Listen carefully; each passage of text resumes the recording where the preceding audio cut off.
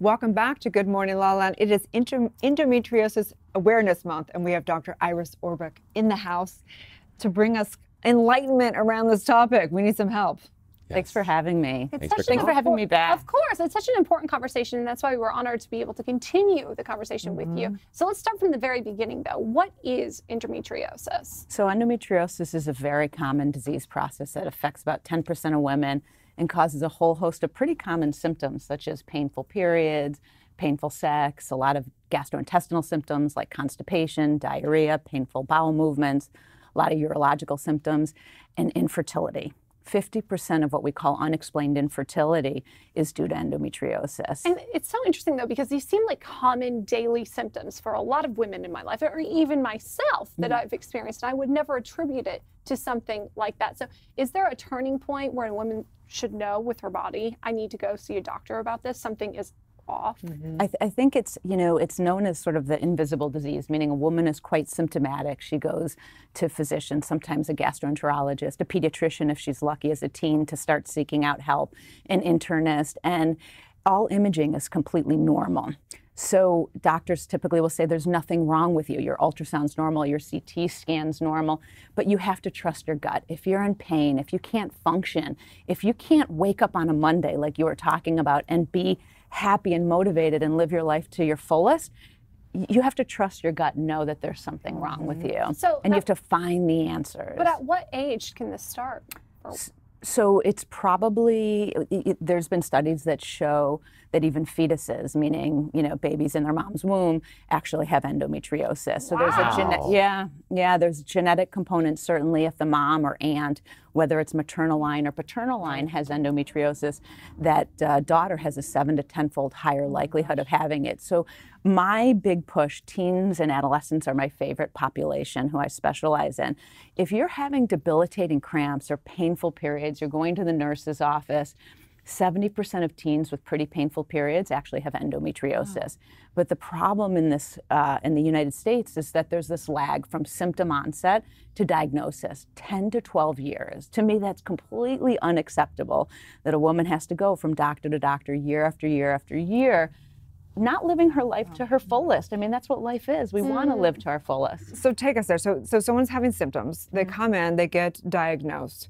So obviously we're big believers in holistic. We believe in, of course, Western medicine and taking a look at your whole lifestyle and stress and food and whatever else. Because I think as women, a lot of doctors just want to prescribe the next antibiotic, which can throw off your entire system even more. So what happens when someone comes in for symptoms? So that's why I love being here, because that's me. And I have a book coming out this June entitled Beating Endo, How to Reclaim Your Life with Endometriosis. And it's a whole multidisciplinary approach.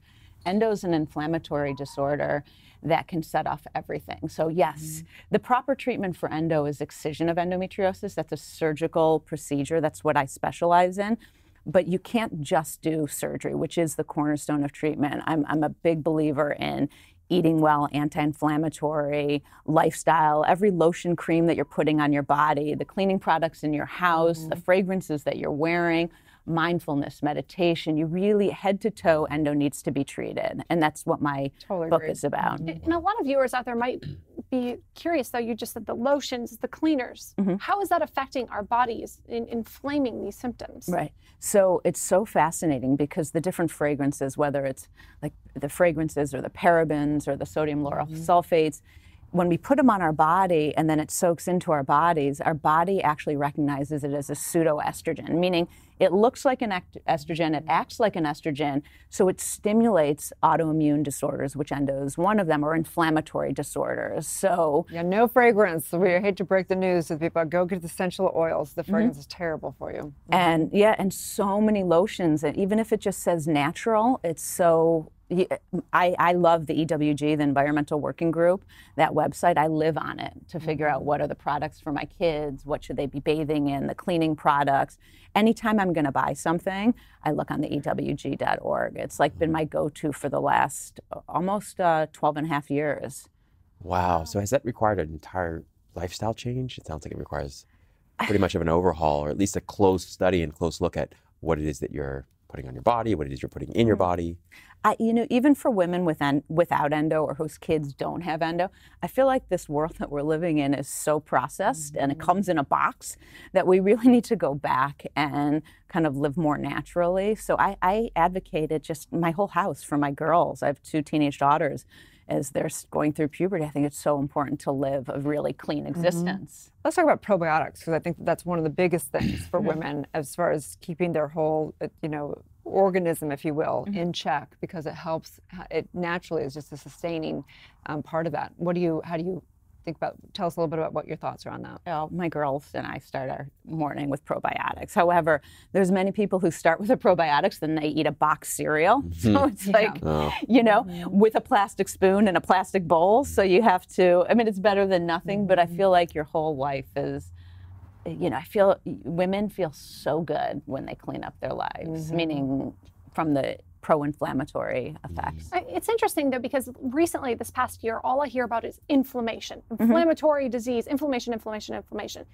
I don't understand what that is, because to me, I'm bloated. What is inflammation, and why is it like the root of all evil? It's such a great question. I think, from an endometriosis perspective, we have these cells in our pelvis or our abdomen all over that shouldn't be there. And they're pro-inflammatory. They set off all of these different cascades of inflammation. And the inflammation, I think, is almost fed by the environment that we live in, meaning all of the stuff that we're spraying all the wheat with, all of the chemicals in our life. So I think 50 years ago, women were still suffering from endometriosis. They are today as well. I just think that there's more of the environment that we're living in is sort of accelerating them to feel pretty miserable. So if these cells are inflamed, if you will, does that mean they just shouldn't be there, or they're not functioning properly? So in endometriosis, it's when you have cells that are similar to the lining of the uterus, meaning that lining that gets thicker each month and then sheds. Not the exact cells, but similar, but they're found outside of the uterus. And those cells are very pro-inflammatory. They tend to be right near the intestines. They set off a lot of bloating, digestive issues. They can be near the bladder, set off a lot of urological symptoms like feeling like they have to urinate frequently or feel like they have urinary tract infections despite not having bacteria. Painful sex is huge. So many women with endometriosis have deep positional painful sex, and infertility is huge. And what I want to tell women, if you're suffering, if you're not living your life to your fullest, find an endometriosis specialist. They say there's less than 100 in the United States. I think that there's less than that. So you really need to find someone who's an advocate. Trust your gut. Trust your gut. So obviously there's a lot of information and a whole lifestyle change, and don't do this and don't, what are some 3 basic first steps for people out there? I think first step is one, you have to educate yourself, because the healthcare professionals know less than patients do. Endometriosis is not taught properly in medical school or residency. So 1, to learn about the disease and be your own advocate. 2, find some way to kind of center yourself every morning, even if it's 5 minutes. I have patients who tell me that they just can't. Set your alarm 10 minutes earlier. Put your yoga mat on your floor the night before. Put your clothes on the night before. Silence your phone. Anyone can silence their phone for 5 minutes. Just find some center. And I think buy organic and eat organic. And fragrance free. Yeah. Yeah. Yeah, we have a few more to this. Well, thank you, Dr. Iris, for coming back and shedding such light and awareness on this. Thank you for having me. Hopefully you'll have me back when my book comes out. Yes, for sure. The door is for sure. always open. All right, Stay tuned. We'll be right back.